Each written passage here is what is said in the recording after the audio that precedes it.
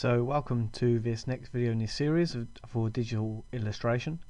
We are going to be experimenting today with photo manipulation.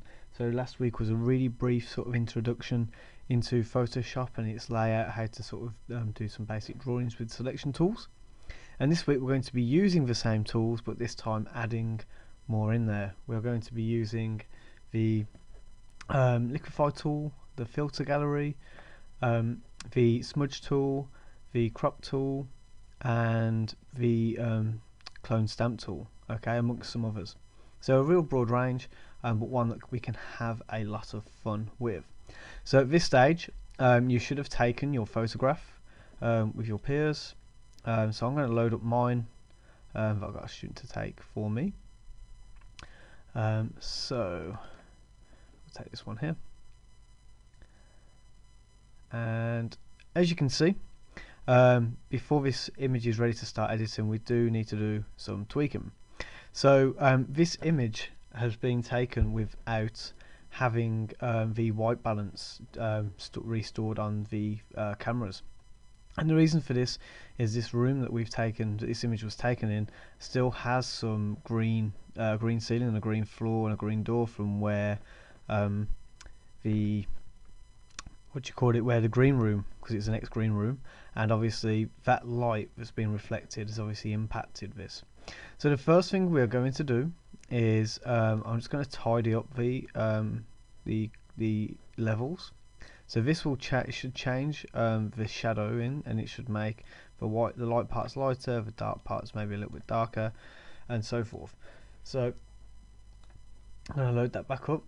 I'm going to go to Image, Adjustments and Levels, and I'm going to select Auto, and this won't have a massive change, but a subtle change, and that's brightened it up. We can see the white more clearly, the dark areas have had a little bit more shadow on, as you can see from here. And we're going to push OK. So obviously we are doing this background layer, which is a destructive process, but we want our background layer to be perfect when we save it, so before we start editing.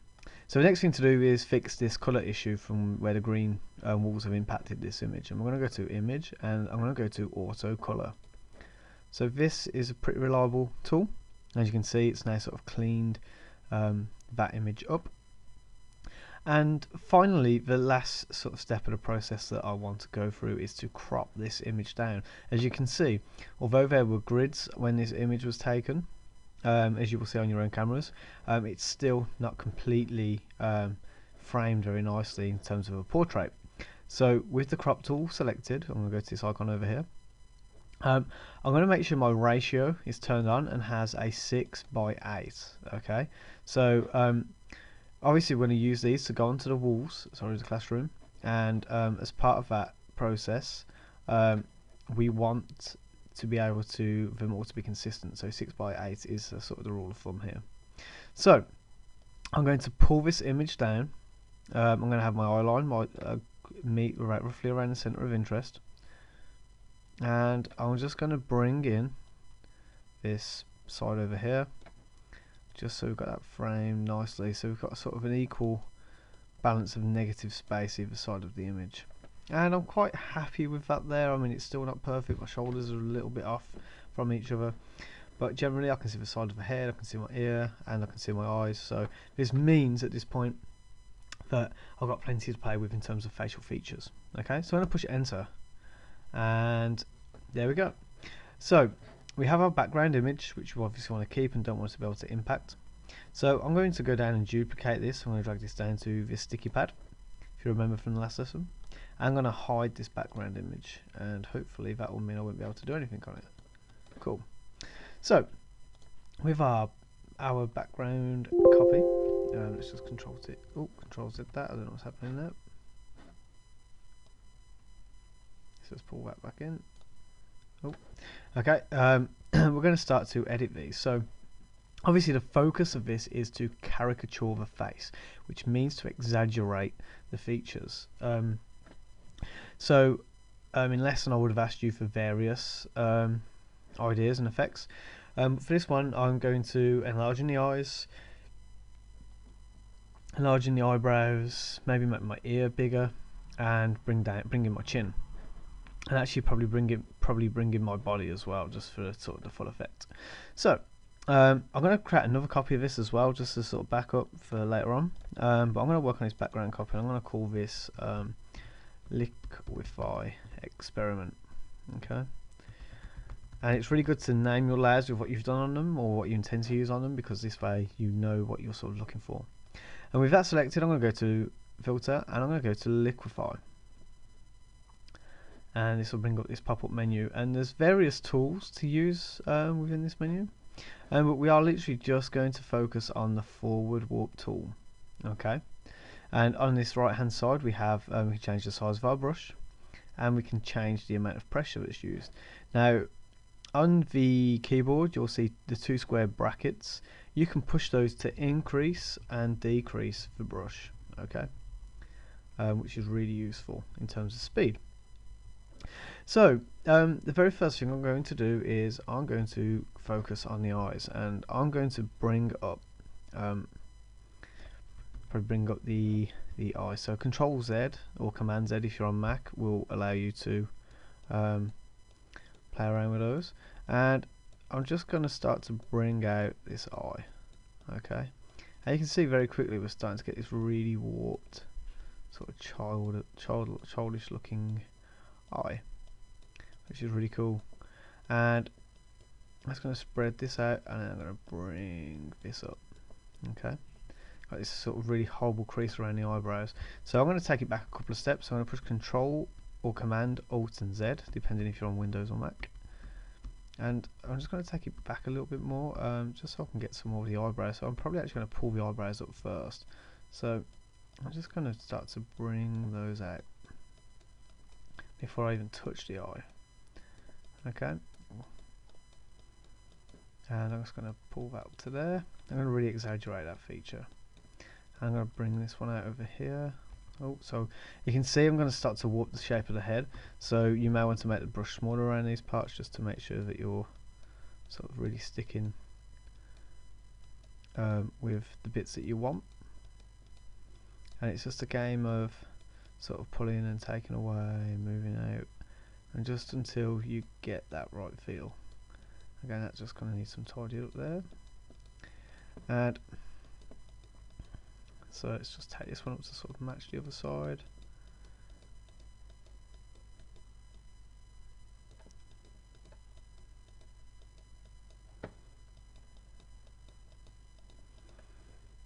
Okay, and then with the eye we can start to take that back up again. So I want to try and keep a flat bottom around the eye and make a really curved top. Okay, I'm just going to pull this down. It just takes some playing around just to get it right, but obviously at the end it's completely worth it. And you get some pretty crazy looking faces, and some that will probably scare you, and it's really weird looking at yourself when you've edited it. It sort of enters what's known as, in my eyes, the uncanny valley. It looks familiar, but at the same time it's completely strange. So again, I'm just going to sort of bulge that out there and keep those bottom eye lines straight. And so I spoke about playing with the ear as well, so I'm just going to actually try and bring this edge out slightly, make this bit thicker first. In the other tutorials where I've done this, I've sort of pulled this middle bit of the ear out, so this time I'm going to try and focus on pulling the actual fold over the top out as well. Because that's sort of been missing in the other ones, and I've sort of pulled the inside this darker part out, which gives me a mousy looking ear, which is perfectly fine. And I'll show you those experiments in a while. So again, I'm just going to pull these out and pull some of these other features in. So I'm actually going to make my brush really big now, and I'm just going to start to pull these parts of the body in and down, and I sort of want to almost make my shoulders disappear, is my intention here. I'm just going to pull these up, this down as well.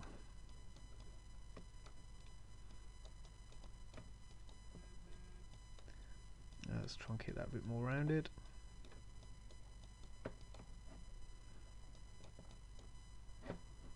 So we'll bring this in a little bit just to spread it out. Obviously with the lines are going to impact that warp. And if I zoom out a little bit, let's just take an overall look at that. Okay, so the eyebrows probably still need tidying up a little, and we'll come back to that. So I'm just going to pull my neck in as well.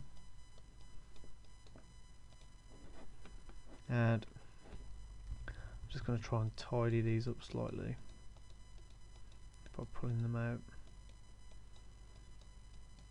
Let's pull back in, pull back out, pull back in, just till you get that curve nice and round.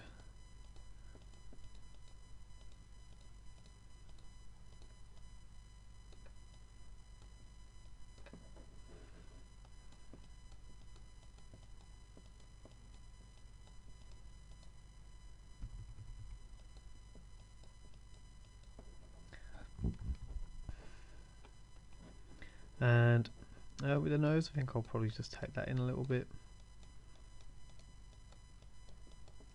It's sort of weird, stick-like. Really look quite a bit of flatness. Just until the end, and I think with what should we do with the beard? I think we'll make the mouth a little bit bigger.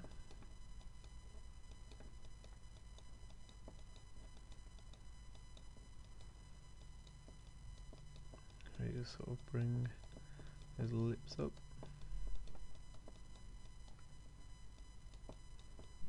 Pull them out slightly.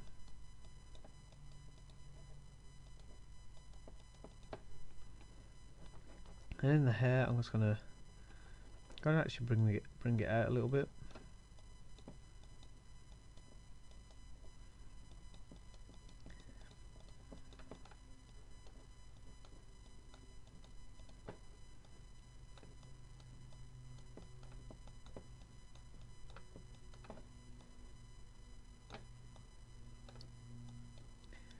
Pull that up.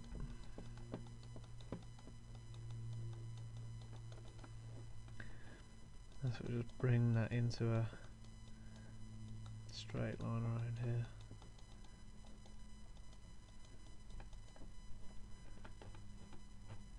And let's just see how that looks. Zoom out. It's a little bit wavy in some places, probably more so than what I'd normally do. I'd normally probably try and keep it quite tight and structured a little bit more, but I've tried to be a little bit more creative this time. And very quickly you can get something that looks somewhat like nothing at all like you, which is part of the idea. So with this, I'm going to stick with this. I'm happy that I've exaggerated like the features, made some smaller, made quite a lot of it bigger.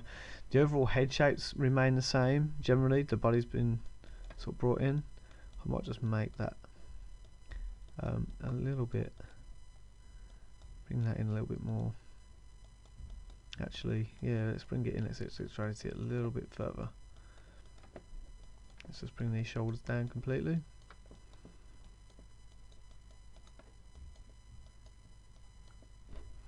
Let's undo that there. I'll just bring that up, bring that around. And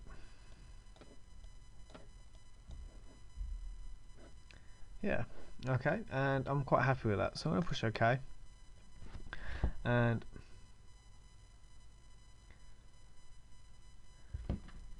we should, if we hide that layer, then have our Reddit. And obviously what I want you to do is go ahead and do 3 more of these caricatures, but for now I'm going to stick with this and move on to the next stage of the lesson. So the next step is to start playing around with some filter effects.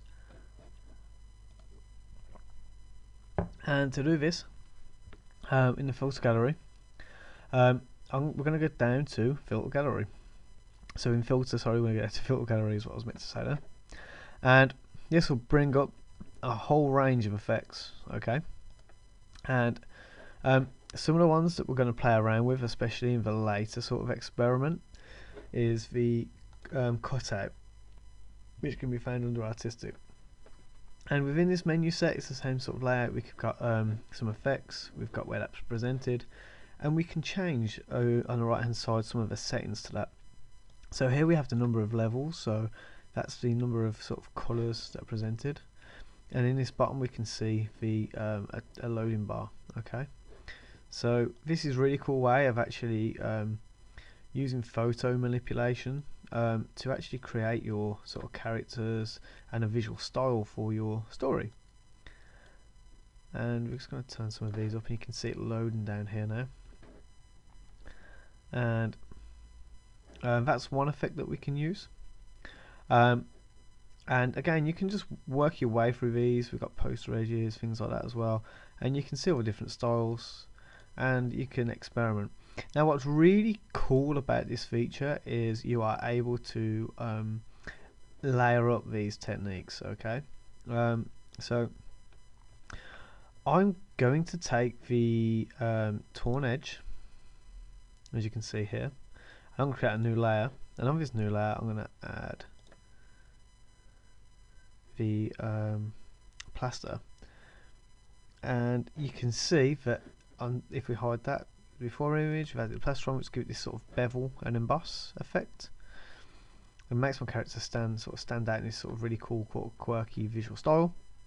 But as I say, you know, these are infinite ways of combinations that you can add to layer these up, and some of them work well together, some of them won't. It really is just a case of experimentation. So that's a really sort of cool way of layering some up there for an outline. Again, you know, it really is just that case of experiment. And obviously you can change the order of these. So you could have the torn edges above paint up. Sometimes these things influence each other, sometimes they don't. In this case it doesn't appear to. But if we take chalk and charcoal, add some in, you can see we've got this really sort of grainy, almost photocopied image. That's pretty cool, I think. And if you take the paint dubs off, does it impact it too much? No, it doesn't. So that's pretty much. Let's have a look at its loading bar. No, so it hasn't impacted it too much.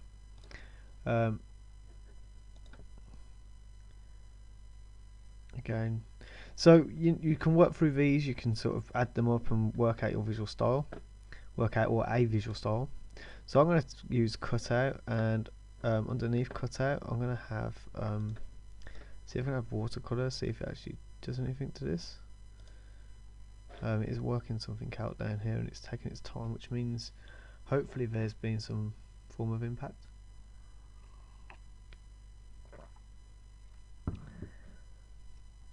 There we go. As you can see, the edges have become far more crinkled as a result.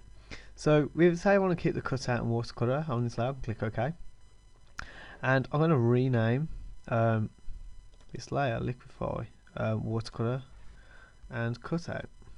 Okay.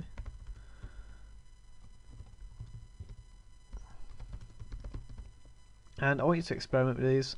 And I mean, these are also great for backgrounds and other environments that you might want to stick together. And at this point, yeah, I mean, go ahead. I want you to create 3 more. Okay. So again, we want 3 Liquify experiments. But what I also want you to do is actually copy your Liquify experiments. So here, because I've added these filter effects on, it's called what we call a destructive process. So what I normally do is make a duplication, and then I would do cutout and watercolor, and then I would add those effects on. Now on this menu set, whichever you use last will automatically be added at the top here. So because I've used that, if I click this, it hopefully will add that effect on it. So fingers crossed. So I'm just going to pause this while this loads and resume after. So oh no, it's sped up. Okay, and there we go. So now we have our original, we have our filter effects, and etc, etc. So this is, you could use these photographs, your own photographs of yourself or your peers, to actually create all of your images.